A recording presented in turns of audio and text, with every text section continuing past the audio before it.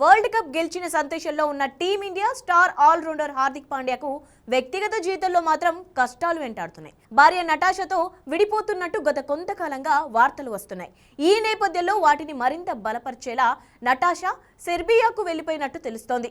Mumbai airport లో కొడుకుతో కలిసి ఆమె లోపలికి వెళ్తున్న దృశ్యాలు ఇప్పుడు వైరల్ గా మారాయి. నటాషా కూడా తన ప్రయాణానికి సంబంధించిన చిత్రాలను ఇన్స్టాగ్రామ్ స్టోరీలో పంచుకుంది.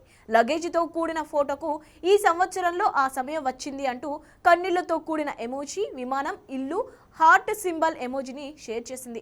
హార్దిక్ నటాషా మధ్య మనస్పర్ధాలు రావడంతో వీరిద్దరు విడాకులు తీసుకోవాలని నిర్ణయించుకున్నట్టు ఊహాగానాలు వినిపిస్తున్నాయి. ఇన్స్టాలో హార్దిక్ ను నటాషా అన్ఫాలో చేయడం, వీరిద్దరూ కలిసి ఉన్న ఫోటోలు తొలగించడంతో పాటు ఇటీవల వరల్డ్ కప్ గెలిచినప్పుడు కూడా విష్ చేయలేదు.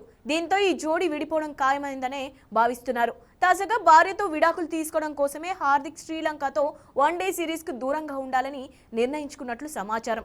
కాగా వన్డే సిరీస్ కంటే ముందే జరిగే T20 సిరీస్ లో మాత్రం హార్దిక్ ఆడే అవకాశాలున్నాయి.